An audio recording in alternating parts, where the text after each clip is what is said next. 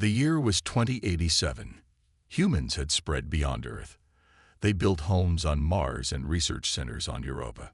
Space stations circled many planets. Most people still lived on Earth, but humanity was growing throughout the solar system. Commander Alan Prescott sat at his desk in the United Earth Space Command headquarters. The building stood tall in what used to be Washington, D.C. His screen lit up with an urgent message. Something strange was happening past Pluto. "Commander, we're picking up an unusual signal," said Lieutenant Greg Wilson over the comm. "It's like nothing we've seen before." Prescott frowned. "Natural or artificial?" "Unknown, sir, but it's moving." Prescott called Dr. Olivia Martinez at the Lunar Observatory. Her face appeared on his screen, dark circles under her eyes suggesting she hadn't slept. "You're seeing this too?" she asked before he could speak. "Yes. What do you make of it?" Dr. Martinez pushed her glasses up. "The signal repeats in patterns, too regular for a cosmic event. I think we're listening to a language." Prescott felt a chill run down his spine. First contact. After all these years of searching the stars, they have found us. "How far away?" he asked. "That's the problem," said Martinez. "When we first detected it, it was beyond Pluto. Now it's past Neptune. Whatever it is, it's moving fast." The next day, the signal stopped. Instead, massive objects appeared on radar, heading straight for Earth. The president called an emergency meeting with leaders from around the world. "We need to prepare a welcome message," said one official. "We need to prepare our weapons," said another. They were still arguing when the first attack came. The Mars colony, home to 50,000 people, went silent. All communications cut at once. The Europa research station followed an hour later. On Earth, people watched their screens in horror as the first images came in. Huge ships, black against the stars, moved with impossible speed. They weren't here to talk. They weren't here to study. They were here to destroy. Commander Prescott rushed to the emergency command center beneath the Rocky Mountains. The room buzzed with activity as officers tried to coordinate a defense. "Get me eyes on those ships," he ordered. The main screen showed the alien fleet, 20 massive vessels and hundreds of smaller ones. They had reached Earth orbit. "Sir, they're targeting major cities," said Captain Nancy Rivera, her voice shaking. "Launch all defensive systems," Prescott ordered. Missiles rose from silos around the world. Space-based laser platforms fired at the alien ships. Most of their weapons didn't even reach their targets, stopped by invisible shields. Those that hit did no damage. The first beam struck New York. In seconds, the city was gone. Tokyo followed, then Moscow, London, Beijing. The aliens hit every major city on every continent. Dr. Martinez called from the Lunar Observatory. "Commander, I've been studying their communications. They call themselves the Krell. This isn't an invasion. It's extermination." The ground shook as Denver, just 60 miles away, was hit. The command center lights flickered. "Why?" Prescott asked. "Why attack without even trying to communicate?" "I don't know," Martinez answered. "But I found something in their signals. They're surprised." "Surprised about what?" "About us fighting back. They expected us to surrender immediately. They don't understand why we're still resisting." Prescott looked around at the men and women working desperately to save what they could. 6 hours into the attack, and Earth's military was in shambles. But no one had given up. "Then they don't know humans very well," he said. Outside, the world burned. But in bunkers and shelters and hidden places, people survived. The aliens had attacked with overwhelming force. They thought it would be easy. They thought Earth would fall in a day. They were wrong. This wasn't the end. It was just the beginning of humanity's last stand. 6 weeks after the first attack, half of Earth lay in ruins. The alien ships, now known to belong to the Krell Empire, hung in the sky like dark stars. Smoke rose from the remains of once great cities. The world's armies had fallen. Governments had crumbled, but humans still fought. Captain Frank Benson looked at the small crew on his space station. The Defender was the last military station still functioning in Earth orbit. It had survived by playing dead, drifting among debris while the aliens focused on the planet below. "We only get one shot at this," he told his team. "Make it count." The plan was simple but desperate. The Defender would power up suddenly and ram the nearest Krell ship. The station's nuclear power core would be set to overload on impact. For Earth, Benson said as they strapped in. No one needed a longer speech. The station's engines fired. They accelerated toward a Krell cruiser. The alien ship noticed too late, trying to turn away as the Defender crashed into its side. The explosion was visible from the planet's surface. It was the first Krell ship destroyed, the first proof they could be hurt. On the ground, in what used to be Chicago, Lisa Keating watched the light in the sky. The former police officer had gathered about 40 survivors in the underground parts of the city. They lived in subway tunnels and basements, coming out only to find food and watch the aliens. "What was that?" asked Sam, a teen who had lost his family in the first wave. "Someone fighting back," Lisa said. That night, 3 Krell ships landed outside Chicago. Aliens emerged, wearing armor that made them look twice as tall as humans. They had 4 arms and skin that shimmered like oil on water. They carried weapons that fired beams of light. Lisa watched through binoculars from a broken window. The aliens set up a base with strange buildings that grew from the ground. They'd brought machines that dug into the earth. They're not just destroying. They're moving in, she realized. Similar reports came from around the world. The Krell were setting up bases everywhere. They seemed to be looking for something, digging deep into the ground at each site. In a hidden military bunker in the Rocky Mountains, Commander Prescott gathered with other survivors. Dr. Martinez had joined them, bringing data from the Lunar Observatory before it was destroyed. "We need to understand what they want," Prescott said. "Why Earth? Why now?" Martinez pointed to her screen. "I've been studying their communications. They talk about resources, but also about threats." "What threat could we possibly be to them?" asked General Susan Bell, one of the few high-ranking military officers still alive. "I think it's what we might become," Martinez said. "They keep mentioning our technology growth rate. They seem scared of how fast we've been advancing." A soldier burst into the room. "Sir, we just got a radio message from Europe. The resistance there captured an alien. It's alive." This was the break they needed. Prescott organized a secure video call. On the screen appeared the face of Richard Cole, leader of the European resistance. "The thing's injured," Cole said, "but we've got it contained. And you won't believe this, it can understand us. It's been learning our language." "What have you learned from it?" Prescott asked. "The Krell Empire controls hundreds of star systems, but they're stretched thin. They're fighting wars on multiple fronts. Earth was supposed to be an easy victory." Martinez leaned forward. "Ask it why they attacked without trying to communicate first." Cole relayed the question. The answer chilled everyone in the room. "It says they studied our broadcasts. They decided we were too aggressive, too adaptable, too dangerous to approach peacefully. They didn't come to conquer us. They came to remove a future threat." The alien had revealed the truth.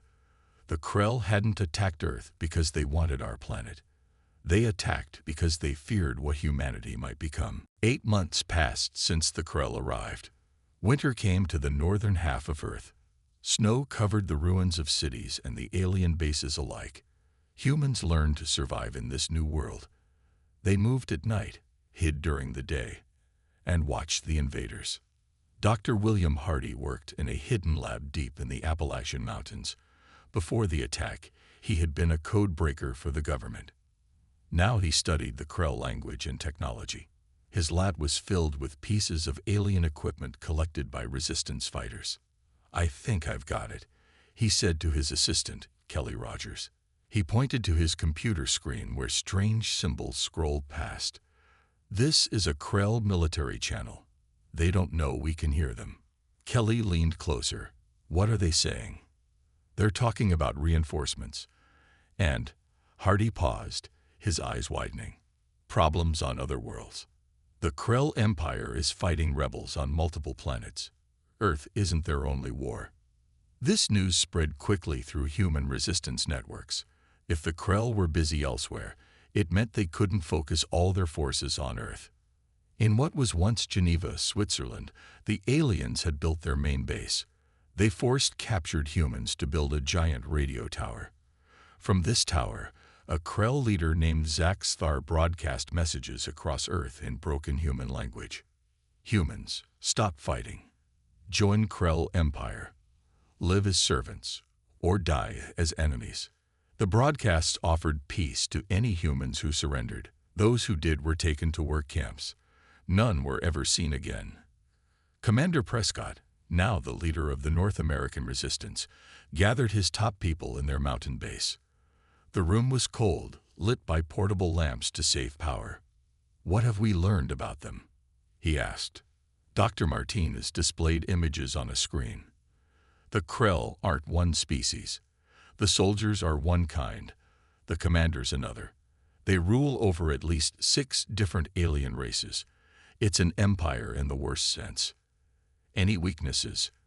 Asked Lisa Keating, who had come from Chicago to join Prescott's team. They don't handle cold well, said Martinez. Their weapons malfunction in extreme temperatures, and they're terrible at finding our hidden bases. They rely too much on technology, and not enough on instinct. Hardy added, they're also arrogant. They thought we'd surrender immediately. They didn't prepare for a long fight on Earth. Prescott nodded. So we keep doing what we're doing. Hit and run attacks. Steal their technology. Learn their weaknesses. A young soldier rushed into the room. Sir, we just got a message from the Asian resistance. They captured a Krell scout ship. It's intact. They want to know if we have anyone who can fly it. Everyone looked at each other. This could change everything. A working alien ship would give them access to Krell technology and weapons. I'll go, said Martinez. I study their controls more than anyone. It's too dangerous, Prescott argued. We don't have a choice, Martinez replied. This is our chance to fight back for real. 3 days later, Martinez and a small team left for Asia, traveling secretly through underground tunnels and wilderness areas. The journey would take weeks and cross Krell-controlled territory. Meanwhile, the alien commander Zak Thar grew frustrated. He expected humans to be easy to defeat. Instead, they hid like insects and attacked like wolves. Every time his forces destroyed one resistance group, 3 more appeared. In his command center, he smashed a control panel in anger. Find their leaders. He ordered his troops. Destroy their hope. But human hope wasn't easy to destroy. Across Earth, people shared stories of small victories. A Krell patrol ambushed in Russia. An alien communications tower destroyed in Brazil. A supply ship damaged in orbit. The humans were learning, adapting, and preparing. The war for Earth had only just begun. 2 years after the Krell invasion, Earth was a different place. Cities lay in ruins, but among those ruins, humans had learned to fight back. What started as scattered groups of survivors had grown into an organized resistance network. Lieutenant Samantha Reyes crouched behind a fallen wall, watching a Krell patrol pass by. 5 alien soldiers walked slowly through the streets of what used to be Dallas. They hadn't spotted her team yet. Wait for my signal, she whispered into her radio. Around the area, 20 resistance fighters waited in hiding. When the aliens reached the center of the street, Reyes gave the command.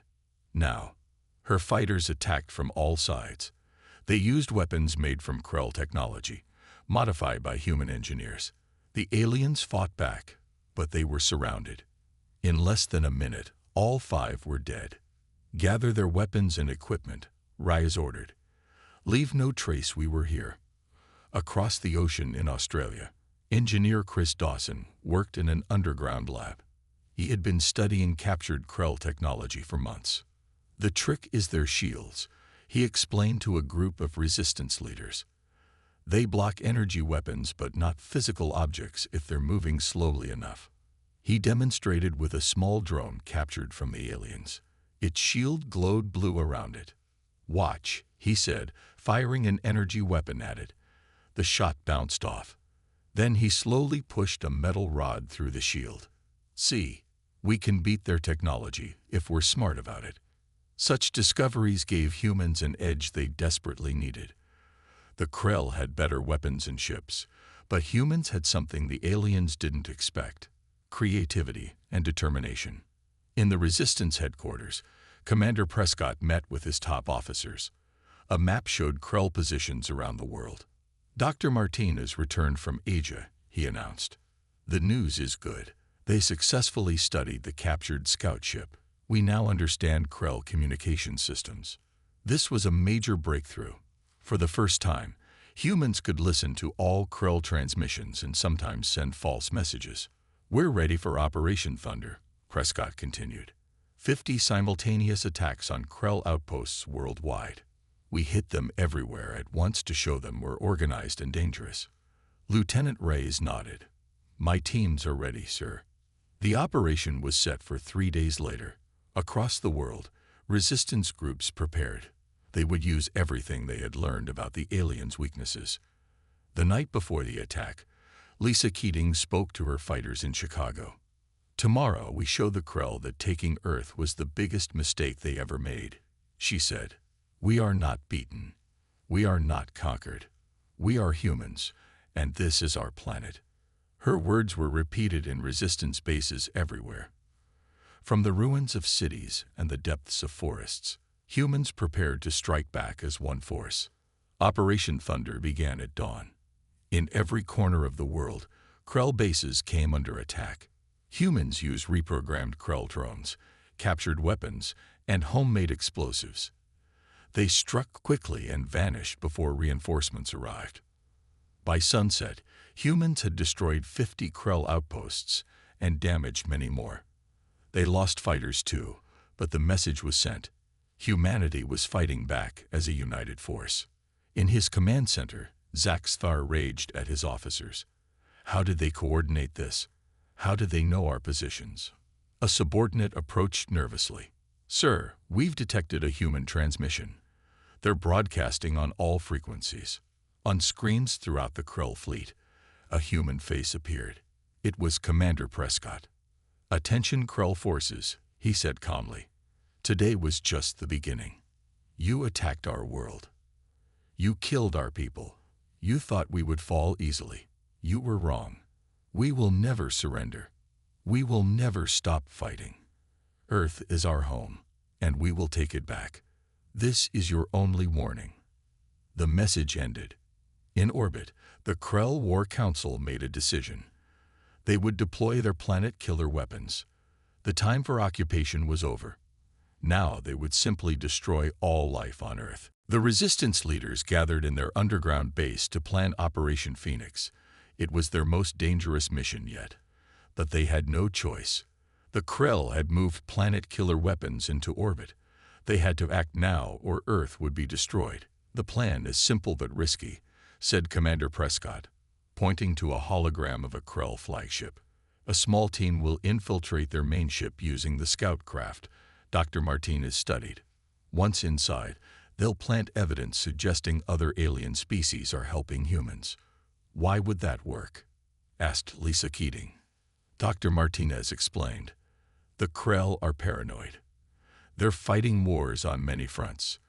If they think other aliens are supporting us, they might pull back some forces to investigate." Major Peter Johnson would lead the infiltration team. He had been training pilots to fly the captured Krell scout ship for months. "We'll need a distraction," he said. "Something big enough to keep their attention while we sneak aboard." Lieutenant Reyes smiled. "My teams can provide that. We'll hit every Krell base within 100 miles at the same time." Meanwhile, in a secret lab beneath the mountains, Dr. Elizabeth King worked day and night on a different weapon. She was a biologist who had been studying Krell biology from dead soldiers. "They're not as different from us as they look," she told her team. "Their bodies work in similar ways, but their immune systems are weak. They've never encountered Earth diseases." She had created a biological agent that would make Krell soldiers sick, but wouldn't kill them. It wouldn't harm humans at all. The infiltration team would release it on the flagship. 3 days later, Operation Phoenix began. Raya's fighters attacked Krell bases across the region. They used all their weapons and every trick they had learned. The aliens responded exactly as hoped, sending ships down from orbit to help. Major Johnson and his team of 6 took off in the scout ship. It was painted with Krell military markings. From a distance, it looked like any other alien craft. "Stay calm," Johnson told his team as they approached the massive Krell flagship. "Remember your training. Act like you belong there." Their ship sent the correct codes, copied from Krell transmissions. The flagship allowed them to dock. Johnson and his team wore modified Krell armor. In the dim light of the alien ship, they hoped to pass as Krell soldiers. They moved quickly through the huge vessel. One team member planted fake data in the ship's computers, showing messages between humans and another alien race called the Araxians. Another team member headed for the air filtration system with Dr. King's biological agent. "We've got company," whispered Joe Phillips, one of Johnson's team. A group of Krell officers approached them in the corridor. The humans tensed, ready to fight. But the Krell merely nodded and passed by. Their disguises had worked. They completed their mission and returned to their ship. As they undocked, alarms began to sound. "They've spotted us," said Johnson. "Full speed back to Earth." The flagship fired at them, but they were small and fast. They escaped into Earth's atmosphere as chaos erupted among the Krell fleet. Within hours, the biological agent spread through the flagship. Krell soldiers and officers became sick. They couldn't fight properly. At the same time, their commanders discovered the fake messages about the Araxians. Zaxthar called an emergency meeting. "We may have a bigger problem than just humans," he told his officers. "If the Araxians are involved, we need reinforcements." He ordered half of the planet killer weapons to be moved to the Araxian border. It was exactly what the humans had hoped for. On Earth, the Resistance celebrated their first major victory. They had bought time and reduced the immediate threat. But the war was far from over. In Sydney, Australia, Resistance fighters pushed the weakened Krell forces out of the city entirely. It became the first major human-controlled zone since the invasion began, a symbol of hope that spread around the world. Humanity had taken its first steps toward reclaiming their planet. A strange light flashed in the night sky over Australia. Resistance lookouts spotted an unknown ship falling toward Earth. It wasn't Krell. It moved differently and had a shape no one had seen before. "Track it," ordered Commander Prescott over the radio. "But approach with caution. Could be a Krell trick." The ship crashed in the outback, far from any human settlements. Lieutenant Rice led a team to investigate. They surrounded the crash site at a safe distance, weapons ready. "Something's moving inside," reported one of her scouts. The ship's door opened slowly. Out stepped creatures that looked nothing like the Krell. They were tall and slim with pale blue skin and 4 eyes. They held up empty hands to show they carried no weapons. "We come in peace," one said in perfect English. "We are Araxians." Reyes almost laughed. The Araxians, the very aliens they had pretended were helping them. Now they were real and standing right in front of her. The Araxians were taken to Sydney, now the main human stronghold. Captain Daniel Wright, head of intelligence, questioned them carefully. "We've been watching your fight against the Krell," explained the Araxian leader, who called himself Nex.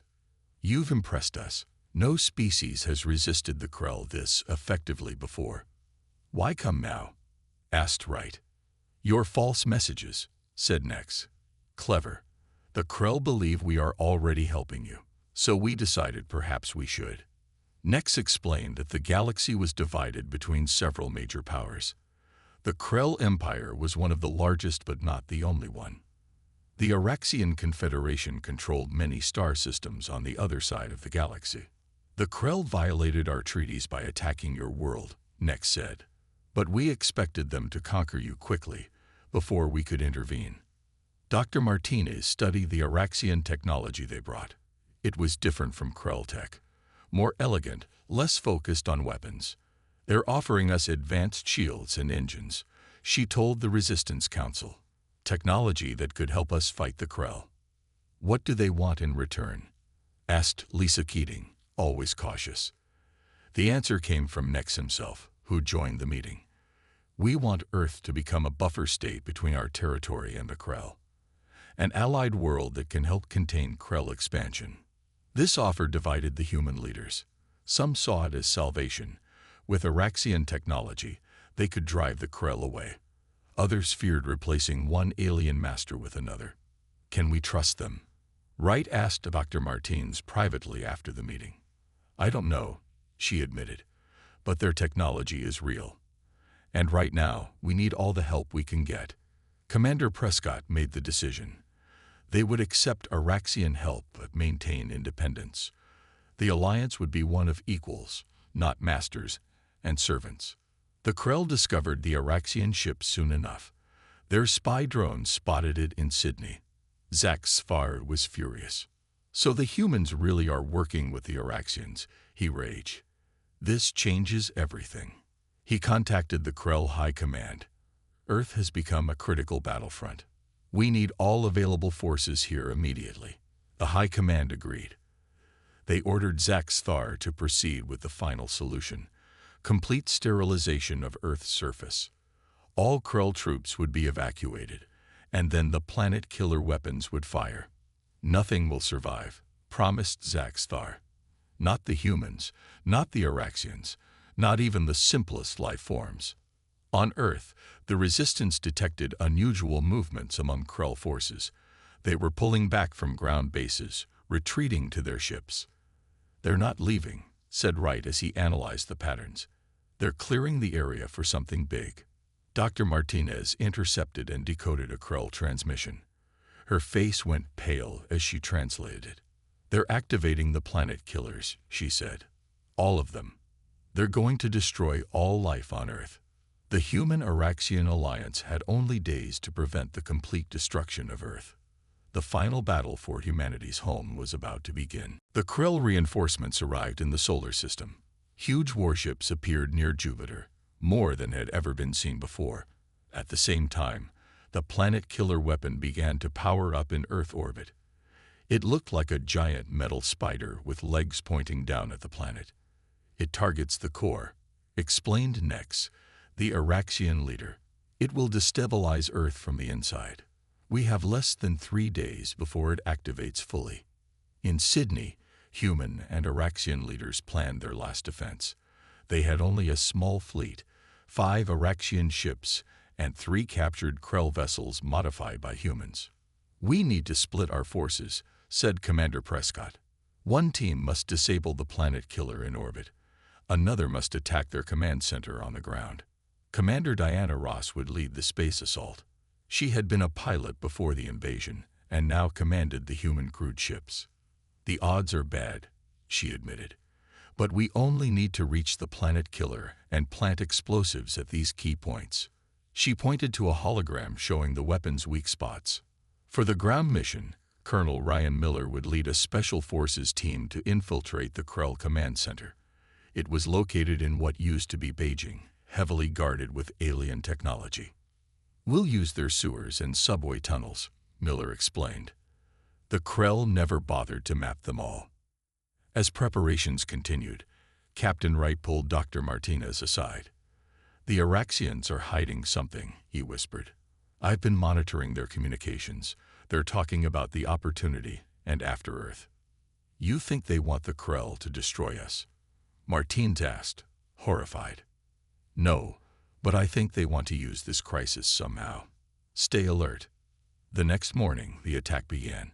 Commander Ross led the space fleet toward the Krell Armada. They were outnumbered 20-1.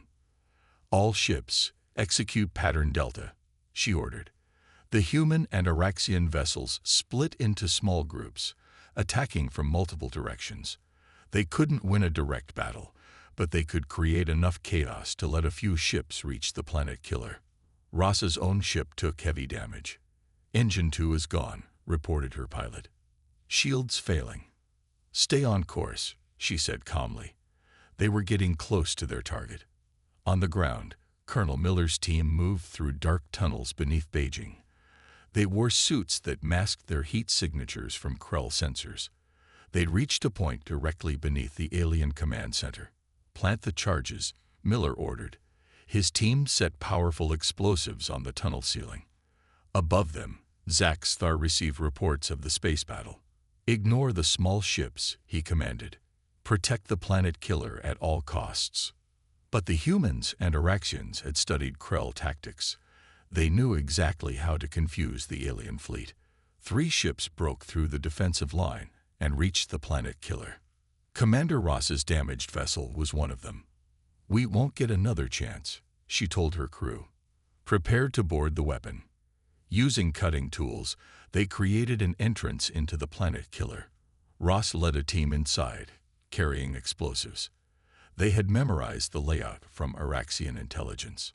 At the same moment, Colonel Miller detonated the tunnel explosives. The ground beneath the Krell command center collapsed. Miller's team stormed in through the breach, firing at surprised aliens. "Find the control room," Miller ordered. They fought through corridors, losing people with every step. In orbit, Ross reached the planet killer's main power core. "Set charges here," she ordered. Her team worked quickly while fending off Krell defenders. With both missions in place, humans made their final move. Ross activated the explosives and ran for her ship. 30 seconds to detonation. In Beijing, Miller reached the control center. He planted his last explosives on the main computer. "For Earth," he said as he hit the detonator. The Krell command center exploded. At the same moment, the planet killer weapon in orbit broke apart in a series of blinding explosions. Cheers erupted from resistance bases around the world. They had stopped the immediate threat, but the victory came at a terrible cost. Most of the attack forces were lost, including Commander Ross's ship and Colonel Miller's team. And in the aftermath, disturbing news arrived. Long-range sensors detected a massive Krell fleet heading toward Earth, far larger than anything seen before. The final battle was yet to come. Strange messages flooded the Resistance communication channels. They weren't from Earth or the Araxians. They came from the approaching Krell fleet. "This isn't right," said Dr. Martinez as she analyzed them. "These aren't military codes. They're distress signals." Captain Wright played one of the translated messages for the Resistance leaders. "Attention all ships. The Empire is falling. Central World's in rebellion. Seek safe harbor." No one could believe it. The Krell Empire, the unstoppable force that had nearly destroyed Earth, was breaking apart from within. "It's happening across their territory," explained Nex, the Araxian leader. "The species they conquered are rising up. The war with Earth distracted them too long." The Krell ships arriving in the solar system weren't reinforcements. They were refugees, fleeing the collapse of their own empire. Among them was a vessel commanded by Sub-Commander Vexnar, a Krell officer who had opposed the attack on Earth from the beginning. "Let me speak with him," Dr. Martinez urged. She had studied Krell culture more than anyone. A meeting was arranged in orbit, on neutral ground, an old human space station repaired for the occasion. Martinez and Captain Wright represented Earth. Nex came for the Araxians. Vexnar arrived with 2 Krell officers. "The High Command made a mistake attacking your world," Vexnar said through a translator. "We thought humans were weak. We were wrong." "Why should we trust you now?" Wright asked. "Because I bring information. Zaxthar plans one final attack. He has gathered all remaining loyal forces. He would rather destroy Earth completely than admit defeat." Vexnar offered to join forces with the humans and Araxians. He knew Krell weaknesses, codes, and battle plans. Many in the Resistance didn't trust him. but they needed his knowledge. Commander Prescott made the decision. We accept your help, but betray us, and Earth will be the last world you ever see. For the next 3 days, all forces prepared for the final battle. Human fighters trained alongside Araxian pilots and even Krell rebels. They were an unlikely alliance, united only by their opposition to Zaxthar. Dr. Martinez worked with Vexenar to send messages to the Krell ships approaching Earth.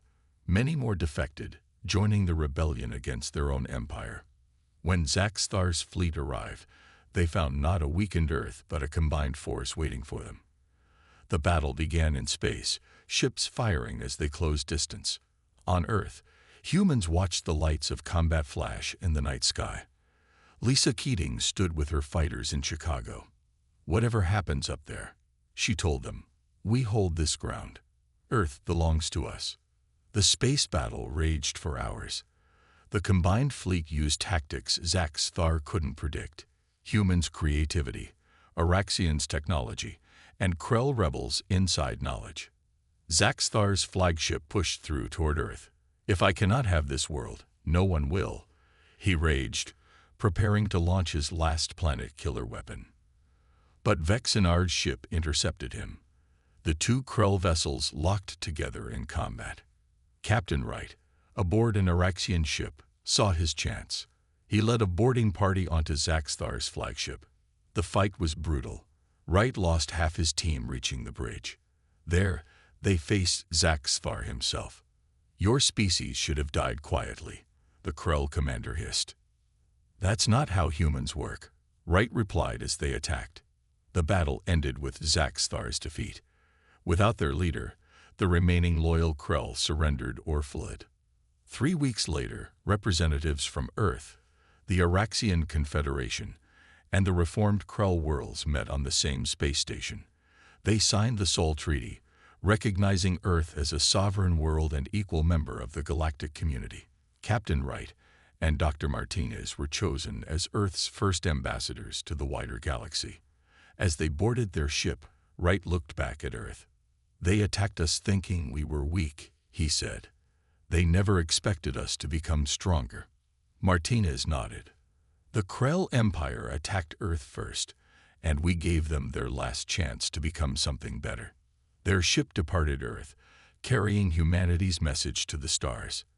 We seek friendship with all, but never mistake our desire for peace as weakness. The species that had nearly been exterminated now took its place among the stars, not as victims, but as equals.